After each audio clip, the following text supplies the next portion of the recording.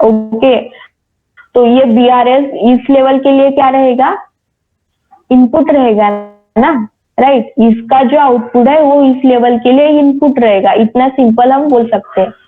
Okay guys, confusion है कोई?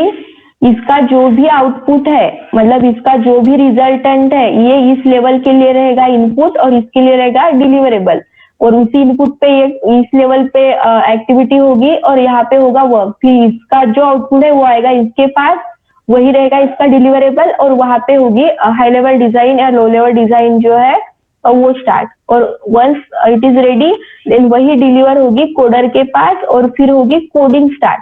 मतलब जैसे एसडीएलसी में कॉमनली हो रहा है कि एसआरएस सबके पास डिलीवर होता है और वो साइमल्टेनियसली कुछ तो भी प्लान स्टार्ट करते हैं, वो वाटरफॉल में नहीं होता है।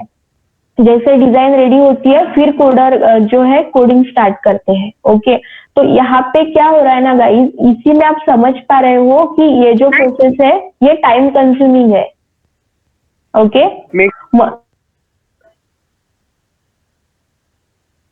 मॉडल जो है इसमें मेजर डिफरेंस क्या है, मतलब क्योंकि सब स्टेप्स तो सेम ही दिख रहे हैं। सब स्टेप, ओके, तो यही डिफरेंस है कि ये सीक्वेंशियल मॉड्यूल है। सीक्वेंशियल मींस क्या हो रहा है ना कि फर्स्ट स्टेज का वर्क मतलब कंप्लीट होने के बाद ही एनालिसिस में जा रहा है। ओके, और एनालिसिस के बाद ही डिजाइन में जा रहे हैं और डिजाइन के बाद कोडिंग, मतलब एक फेज कंप्लीट होने तक ये लोग क्या रहेंगे, स्टेबल, इनको कुछ काम ही नहीं आएगा। और हम जब भी मॉडल देखें, सभी मॉडल में यही कॉमन फ्रेजेस है, लेकिन इम्प्लीमेंटेशन चेंज हो रहा है।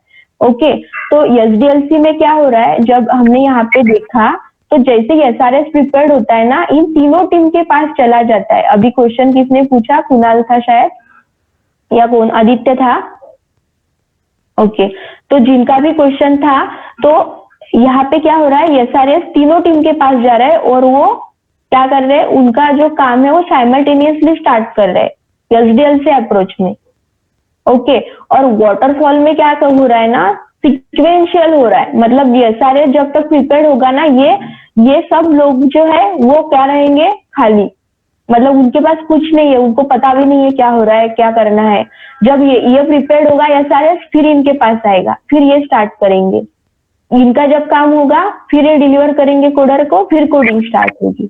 तब तक टेस्टिंग जो है, टेस्टर मतलब जो भी है वो क्या है, स्टेबल है, उनको कुछ काम नहीं है, वो प्लान भी नहीं प्रिपेयर कर रहे, कुछ भी नहीं। तो यही है,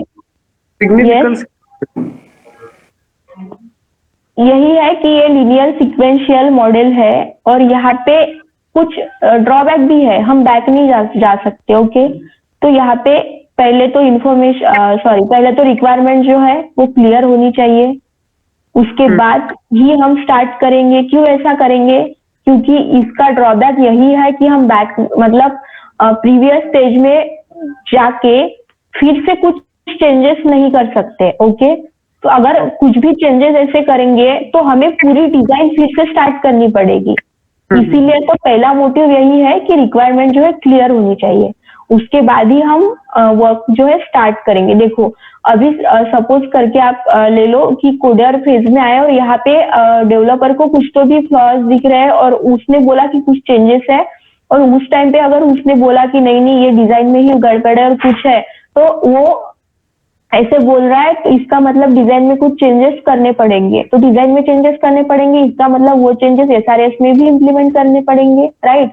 फिर एसआरएस में है तो बीआरएस में भी कहीं तो भी मेंशन करना पड़ेगा। तो इस चीज में क्या है, टाइम भी चला जाएगा और पूरा का पूरा जो है बजट भी हिल जाएगा। तो ये पॉसिबल ही नहीं है कि ऐसा हो, इसीलिए ये मॉड्यूल जो है तभी इम्प्लीमेंट होता है जब रिक्वायरमेंट क्लियर हो।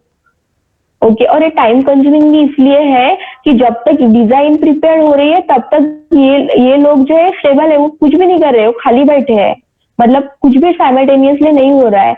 जब तक डिजाइन प्रिपेयर होंगी ये लोग ऐसे ही बैठेंगे, फिर आएंगे, फिर कोडर स्टार्ट करेंगे, अभी ठीक है चलो ये फंक्शनलिटी है, अभी कोडिंग स्टार्ट करनी है। फिर कोडिंग जब कंप्लीट होगी फिर ही टेस्टर आएगा, फिर वो सिनेरियो स्टडी करेगा पहले से जो भी है, और उसके बाद टेस्टिंग स्टार्ट, मतलब टेस्टिंग सिनेरियो राइट करेगा, फिर टेस्ट स्टेप में कन्वर्ट करेगा, फिर एग्जीक्यूशन स्टार्ट होगा। ओके तो इसमें ये है कि सीक्वेंशियली फॉलो हो रहा है, ये इसका क्या बोल सकते हैं हम, एक तरीके से ड्रॉबैक भी है, क्योंकि एक तो ये टाइम कंज्यूमिंग है, राइट, और दूसरी बात ये है कि रिक्वायरमेंट क्लियर होने के बाद ही इम्प्लीमेंट कर सकते हैं। तो हर चीज में रिक्वायरमेंट पहले से ही क्लियर हो ऐसा जरूरी नहीं है ना, कभी कभी हो सकता है ऑन टाइम भी कुछ चेंजेस आए, तो उस चीज में जो है ये मॉडल फाइनेंशियली भी इसका बजट भी बढ़ सकता है। तो ये इसके दो ड्रॉबैक है। ओके और जब इसका एक थर्ड ड्रॉबैक ऐसे है कि अभी कोई भी एप्लीकेशन आपके पास आया, आपने डेवलप कर दिया, डिलीवर कर दिया, उसके बाद कुछ क्वेरीज अगर रेज हो रही है या फिर उसमें कुछ भी फंक्शनैलिटी में गड़बड़ है, तो हम यहाँ पे कंटिन्यूअस चेंज जो है एक्सेप्ट नहीं होते हैं, राइट। ये 1 to 1 है, मैंने आपको पहले भी बोला कि यहाँ पे चेंज अगर कुछ भी आता है तो उनको पहले से स्टार्ट करना पड़ता है, तो इसलिए ऑन टाइम चेंजेस जो है उनको अलाउड नहीं है या फिर एक्सेप्ट नहीं है। तो उस चीज में अगर मतलब एप्लीकेशन लॉन्च होने के बाद कोई कस्टमर कुछ इशू और कुछ रेज कर रहा है, तो हम उसी फेज में या फिर ऐसे ऑन टाइम चेंज करके डिलीवर कर सकते हैं क्या? नहीं कर सकते, करना पड़ेगा जब तक उस पर्टिकुलर एप्लीकेशन का नेक्स्ट वर्जन नहीं आता है।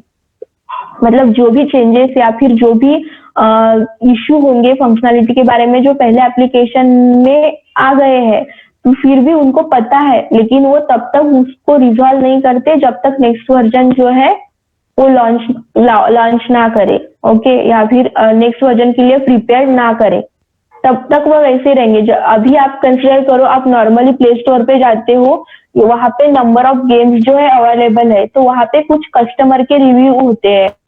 अगर आप जाओ और सर्च करो कोई भी एप्लीकेशन ऐसे जनरलाइज, तो वहां पे बहुत सारे रिव्यूज होते हैं कि एप्लीकेशन यहाँ पे हैंग हो रहा है, यहाँ पे ये कुछ तो भी टैब होनी चाहिए थी, ऐसे कुछ और जो एप्लीकेशन के ओनर है उनको पता चलता है यस यहाँ पे इश्यू है, ये चेंज हम कर सकते हैं, लेकिन वो तब तक इम्प्लीमेंट नहीं होता है जब तक उस पर्टिकुलर एप्लीकेशन का नेक्स्ट वर्जन नहीं आता है, इन चीजों के बारे में।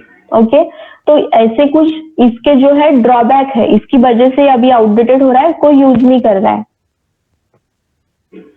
ओके तो आप इसके ड्रॉबैक ये याद रखो कि इशू जो है वो फिक्स नहीं हो सकते हैं, इमीडिएट लेवल पे फिक्स नहीं हो सकते हैं, इसका जो भी डिलीवरी और ड्यूरेशन है प्रोजेक्ट का वो फिक्स नहीं रहता है। जैसे कि हम देख रहे हैं यहाँ पे कि ये हर एक लेवल में ही वक्त ले रहा है, ये कंप्लीट होने के बाद ये जा रहा है, मतलब कोडिंग कंप्लीट होने के बाद टेस्टिंग, तो इस चीज में क्या हो रहा है, बहुत सारा टाइम कंज्यूम हो रहा है, तो इन लोगों को ही पता नहीं है कि कितना टाइम लेगा। ओके तो इसलिए इसका जो भी ड्यूरेशन है वो फिक्स नहीं रहता है, वो कभी बढ़ जाता है कभी कम हो जाता है, तो ये भी इसका एक ड्रॉबैक है कि इसकी डिलीवरी और जो डिप्लॉयमेंट है वो फिक्स नहीं रहती है। हम एवरेज 3 मंथ इसका कंसिडर कर सकते हैं वैसे तो जनरल वे में, बट वो 3 मंथ्स में ही डिलीवर हो ये जरूरी नहीं है। अगर उनको कुछ क्लैरिटी नहीं है तो हर एक लेवल में ज्यादा टाइम भी लग सकता है। ओके अभी जिन्होंने क्वेश्चन पूछा था उनको क्लियर है कि इसमें और एसडीएलसी में यही डिफरेंट है। एसडीएलसी मीन्स एक जनरलाइज वे है, वो फ्रेजेस तो सबके लिए कॉमन।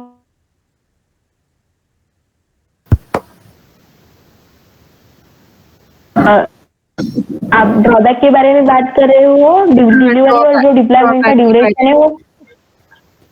यस तो पहले तो ये क्या है, इमीडिएटली हम इशू फिक्स नहीं कर सकते, राइट, और फिर सेकंड क्या है, टाइम कंज्यूमिंग है।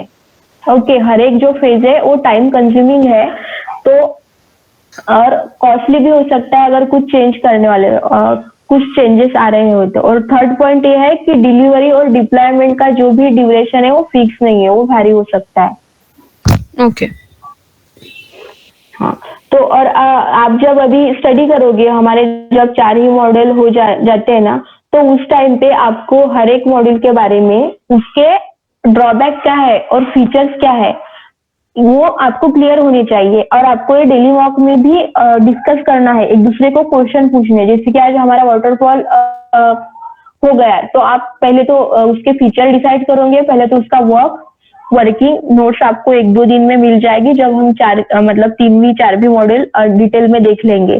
तो पहले आपको उसका वर्किंग देखना है, उसके बाद उसके फीचर और उसके ड्रॉबैक, मतलब आपका आंसर एक 2 से 3 मिनट तक होना चाहिए। ओके, और इसमें ये और एक ड्रॉबैक भी है गाइस कि हम प्रीवियस स्टेज में बैक नहीं जा सकते, प्रीवियस स्टेज में बैक जाके हम चेंजेस नहीं कर सकते। ओके, जैसे हम एचडीएलसी में बात कर रहे थे ना, अगर टेस्टिंग को कोई भी बग टेस्टिंग फेज में आता है ना टेस्टर को, तो वो क्या करते हैं ना, बग रेज करते हैं।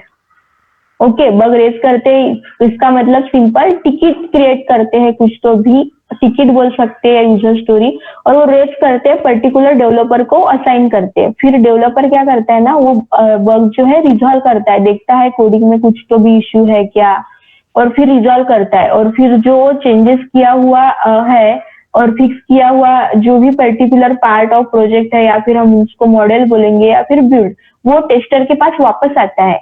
ओके, और फिर टेस्टर उसमें टेस्टिंग फिर परफॉर्म करता है। ओके, कि बग फिक्स हुआ है कि नहीं, या फिर फिक्स हुए बग से अदर फंक्शनैलिटी इंपैक्ट हुई है क्या। तो ऐसे जो है यहाँ पे इटरेशन जो है चलते रहते हैं, but in case of waterfall ये पॉसिबल ही नहीं है। ओके गाइस, तो इसके लिए ये भी एक इसका ड्रॉबैक है कि हम प्रीवियस स्टेज में जाके वो वही के वही फिक्स नहीं कर सकते हैं। ओके, क्लियर है इतना राइट? ओके, तो इफ यस सिंपली ये आप 4-5 चीजें ही ध्यान में रखो कि सीक्वेंशियल मॉड्यूल है, बहुत पहले यूज होता है, अभी तो यूज नहीं हो रहा है, और अगर यूज भी हो रहा है तो कुछ सिक्योरिटी रिलेटेड प्रोजेक्ट ऐसे रहते हैं, अभी डीआरडीओ है और कुछ आर्मी या फिर ऐसे कुछ भी प्रोजेक्ट है, तो उस प्रोजेक्ट में ये प्रीवियसली बहुत ज्यादा यूज होता है, अभी भी रेयर केसेस में यूज हो रहा है, बट हमारे पास तो ऐसे रियल टाइम में कुछ नहीं है कि हम बता सकते देखो यहाँ पे अभी हो रहा है। आप ऐसे ही देख लो कि जहाँ पे रिक्वायरमेंट बहुत क्लियर है, जैसे कुछ सिक्योरिटी प्रोजेक्ट्स है, आर्मी प्रोजेक्ट्स है, उनको पता है कि नहीं नहीं यही होने वाला है, तो फिर वही ये इम्प्लीमेंट होगा ये मॉड्यूल। तो अभी के लिए तो आउटडेटेड है और हमें इस पे कुछ भी काम नहीं करना है। आप अपने लिए इतना याद रखो, सीक्वेंशियल मॉड्यूल है, हम बैक जाके कुछ भी चेंजेस नहीं कर सकते हैं, टाइम कंज्यूमिंग है, ड्यूरेशन आप 3 मंथ से आंसर कर सकते हो, बट वो वेरी हो सकता है। उसके बाद ये टाइम कंज्यूमिंग है, और उसके बाद जो है इमीडिएट डिफेक्ट फिक्सिंग यहाँ पे पॉसिबल नहीं है। दैट्स इट, इतना ही है वाटरफॉल मॉड्यूल में। आई होप सबको क्लियर है वाटरफॉल। अभी हम नेक्स्ट जो है देखने वाले हैं फिश मॉडल, और फिश मॉडल में जो है बहुत सारे डिफरेंस है और बहुत इंपॉर्टेंट है। मतलब जब हम फिश मॉडल अंडरस्टैंड करेंगे तो वहां पे static testing, dynamic testing, verification, validation, ये सब चीजें आने वाली है, और इस पे ही आपके इंटरव्यू में मैक्सिमम क्वेश्चंस रहते हैं। फिश मॉडल इंपॉर्टेंट नहीं है, बट उसके रिलेटेड हम जो फैक्टर और डिफरेंसेस देखेंगे वो बहुत ज्यादा इंपॉर्टेंट है।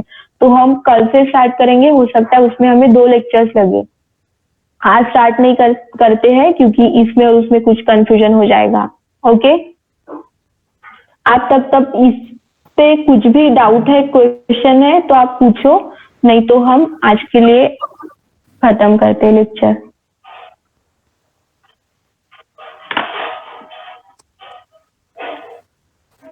किसी को कुछ भी डाउट है तो आप लोग पूछो। कोई अदर डाउट है कि मॉक कैसे करना है, डेली डिस्कशन क्या करना है, उसका फॉर्मेट क्या रखना है, वो कुछ है तो पूछो। आप कुछ भी जनरलाइज क्वेश्चन मुझसे पूछ सकते हो। ओके, मतलब किसी भी चीज को लेकर डाउट है। मेघना, फिर डेली मॉक्स कैसे रखेंगे हम लोग, ये जरा बता दीजिए। ओके, तो यस, तो डेली मॉक कैसे है ना कि देखो अभी आप लोगों में कुछ वर्किंग है, तो वर्किंग लोगों का ग्रुप शायद अलग है, नॉन वर्किंग का अलग है, राइट? या हो सकता है कॉम्बिनेशन हो, जो भी हो। तो आप लोग क्या करो ना, पहले तो अपना एक व्हाट्सएप ग्रुप बना लो, 4-5 लोगों का आपने बनाया है शायद। उसके बाद ना आप सबके साथ बात करके एक टाइमिंग फिक्स कर लो डेली बेसिस पे। सपोज करके आपने 6 PM आपके लिए टाइम फिक्स होगा, तो आप उस 6 PM में कोई भी एक लोग क्या करो, गूगल मीट की लिंक शेयर कर दो। ओके, उसके बाद आप सब कनेक्ट हो जाओ। अगर आप कंफर्टेबल हो, आप पहले दिन से वीडियो ऑन करके आप ट्राई करो कि आप सब लोग वीडियो ऑन करके बातें करो। उसके बाद मैं तो आपको सजेस्ट करूंगी कि एक जनरलाइज आप क्या रखोगे ना, जब आप आओगे तो आप बात करना इंग्लिश में स्टार्ट कर दो, ठीक है। जो भी है good morning good afternoon start करके, और उसके बाद आप एक दूसरे को पहले तो क्या करो कि चीजें एक्सप्लेन करो, ओके।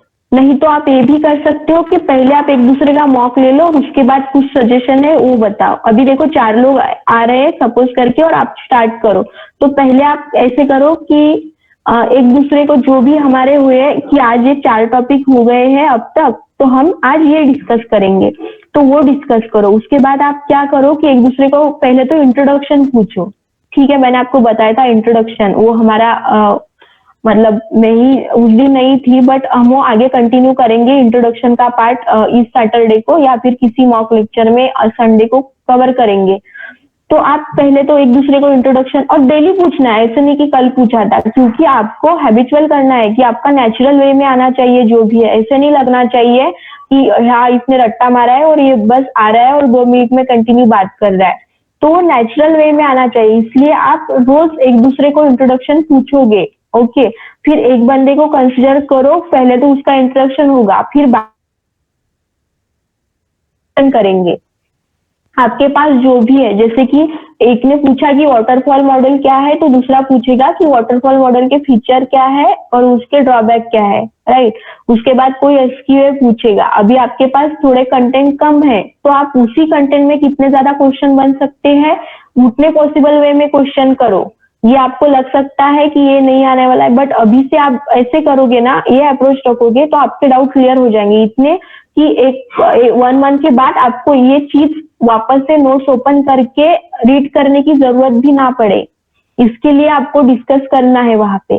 फिर उसका हो गया, उसके बाद दूसरा बंदा आएगा, उस पे भी आप सेम अप्रोच करोगे, मतलब बाकी 3 लोग उसको क्वेश्चन करेंगे और आप आंसर दोगे। और आप ट्राई करो वीडियो ऑन करके आंसर देना करो, मतलब आपको वीडियो जो हमें वीडियो कॉल पे तो हम बात करते हैं, बट जब हम फॉर्मली बात करते हैं तो हमारा क्या होता है ना कि हम इधर देखते उधर देखते या फिर खुद से बात करते हैं, तो ये नहीं होना चाहिए। एक प्रॉपर हम स्क्रीन के सामने ही देख रहे हैं ऐसा होना चाहिए। सामने वाले का मतलब वीडियो ऑन नहीं रहता है, बट वो हमें ऑब्जर्व करते रहता है। इसलिए हमें वो पहले से आदत डालनी है कि हम स्ट्रेट बैठे और हमारा जो भी है स्क्रीन के तरफ ही ध्यान हो, और हम ऐसे इधर उधर देख के, कोई नाखून चबा रहा है, कोई किधर देख के बात कर रहा है, कोई अलग ही सोच में, तो ये सब चीजें नहीं होनी चाहिए पहले दिन से। तो ये अप्रोच आप रख सकते हो एक। और दूसरा आप ऐसे रख सकते हो कि आते समय इंग्लिश में बात कर दो, किसी का हो सकता है कम्युनिकेशन का इश्यू है, बात कर दो, और सब कुछ जो है आप क्वेश्चन भी पूछ रहे हो सब ऐसे पूछो, एक्सप्लेन हिंदी में कुछ भी मत करो। और उसके बाद आधे घंटे में सबका मॉक हो गया, उसके बाद आपकी जो भी क्वेरीज है आप जनरलाइज लैंग्वेज में डिस्कस करो। अगर हो सकता है किसी ने लेक्चर मिस किया है उसको एक्सप्लेन करो। किसी को हो सकता है कि कोई यहाँ पे क्वेश्चन ना पूछे, वो वहां पे अपने ग्रुप में पूछो, अपने फ्रेंड से क्लियर कर लो, ओके। और हो सकता है कि डिस्कस करते समय भी आपको कुछ क्वेरी आए कि ये ऐसा क्यों है, ये तो बताए नहीं अविनाश ने, आप ये तो बताए नहीं मेघा ने, तो वो क्वेश्चन आप नोट करो ना, वो क्वेश्चन आप दूसरे दिन पूछो कि हम डिस्कस कर रहे थे फिर हमें एक क्वेरी आई कि ये ऐसा क्यों है, ओके। तो इससे क्या होगा कि आपके नंबर ऑफ जो क्वेश्चन है बढ़ेंगे। मतलब अगर आप 4 बंदे हो तो आप एक ही टॉपिक पे 6, और इस तरीके से जब आपकी स्टडी होगी तो आपको एक टॉपिक के लिए अलग से टाइम देना नहीं पड़ेगा, वहां पे ही आप प्रिपेयर्ड हो जाओगे मॉक के लिए। और जब आप ये 5 डेज 6 डेज करोगे तो संडे को आपको जो मॉक होगा ना उसके लिए आपको कुछ अलग से प्रिपेयर नहीं करना पड़ेगा, ओके। और सिनेरियो बेस्ड क्वेश्चन जो मैंने आज 2-3 बार बोला है ना गाइस, तो सिनेरियो बेस्ड क्वेश्चन मतलब क्या होता है कि आपको डायरेक्टली क्वेश्चन ना आके वो ऐसे कंडीशन क्रिएट करते हैं और फिर आपको आंसर देना पड़ता है। कि सपोज करो कि आपका कलीग जो है आज वो छुट्टी पे है और आपके पास जो यूजर स्टोरी आई है और आप क्लाइंट की रिक्वायरमेंट है आज ही डिलीवरी चाहिए, तो आप उस केस में कैसे काम करोगे? तो इस केस में आप कैसे आंसर उसको इम्प्रेसिव दे सकते हो? तो आप बोलोगे ना कि मैं एक्स्ट्रा वर्क करूंगा, या फिर मैं मैनेजर को बोलूंगा कि ये जो करंट यूजर स्टोरी है ये इसकी रिक्वायरमेंट प्रायोरिटी कम है तो मैं पहले इसको ये रिजॉल्व करूंगा, या फिर उनको रिक्वेस्ट करके एक एक्स्ट्रा रिसोर्स के लिए रिक्वेस्ट करूंगा। ऐसे कुछ जो भी आंसर्स है वो आपको प्रिपेयर करने हैं आगे चल के, कि आप कितना बेस्ट आंसर देके सामने वाले को इम्प्रेस कर सकते हो। तो इस चीज के बारे में भी आपको मॉक ग्रुप में ही प्रैक्टिस करनी है। ओके, समझ में आया आपको कैसे आपको अप्रोच रखना है जनरली? और ऐसा एक भी दिन मिस नहीं होना चाहिए कि आज आप लोगों ने मॉक नहीं किया है। ओके, आप कितने भी बिजी हो, आप हाफ एन आवर निकालो और वहां पे डिस्कस करो। Hello,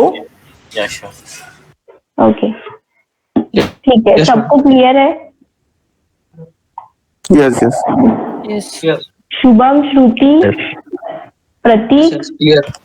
yes yes. तो अभी ऐसा नहीं होना चाहिए कि यहाँ पे यस बोल रहे हो और वहां पे आपने ग्रुप किया ही नहीं या बात कर नहीं रहे हो। ओके, आपको सबको साथ में लेके चलना है। किसी का कुछ क्वेश्चन मिस है तो उसको भी एक्सप्लेन करना है। और कुछ क्वेश्चन है?